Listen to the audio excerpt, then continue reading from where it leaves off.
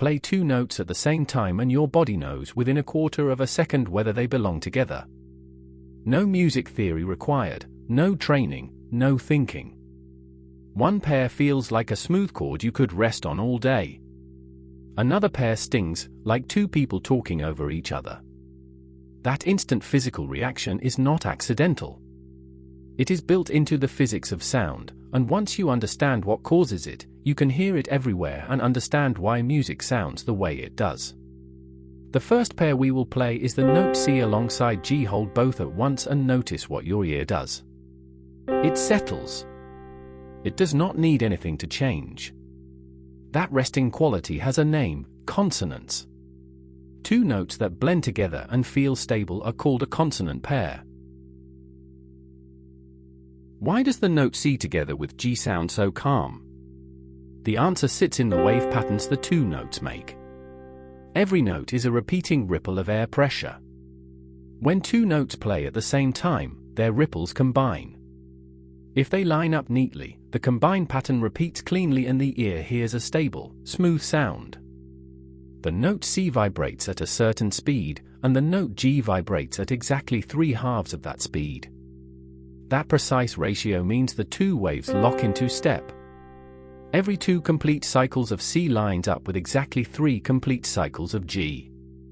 The repeating pattern is short and predictable, and that predictability is what the ear hears as consonance. Other consonant pairs work the same way. The octave, which is exactly double the speed, lines up after just 1 cycle. The perfect fourth pairs for against 3. All of them share that neat whole number relationship between their vibration speeds. Your ear is measuring the pattern length without you asking it to. Now compare that with a dissonant pair. Play the note C alongside C sharp, which is just 1 key higher, the very next key on the keyboard. Those two notes are extremely close in pitch, and that closeness is exactly the problem. Their vibration speeds are almost the same, but not quite. The wave from C sharp is only slightly faster than the wave from C. So the two ripples start in step, then gradually drift apart, then drift back into step again, then drift apart again. That drift in and out of phase produces a physical wobble in the sound, a pulsing, beating sensation you can actually hear.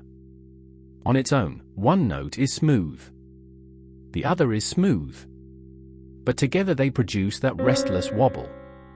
That wobble is dissonance, and the greater the mismatch in the wave patterns, the harsher the clash feels.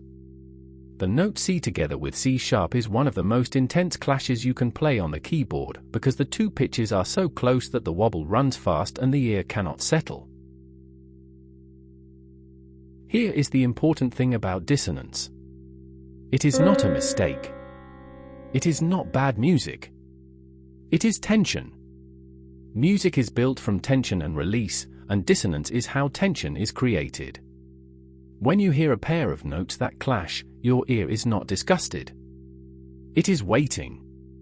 It wants those notes to move to something smoother. When the move finally happens and a tense pair resolves to a calm one, you feel it physically as a small release, the same kind of release you feel when a question gets answered or a hand relaxes its grip.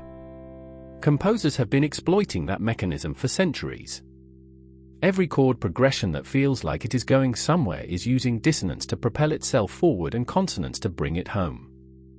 If music were only consonant pairs all the time, it would be pleasant but directionless, like a melody that never moves.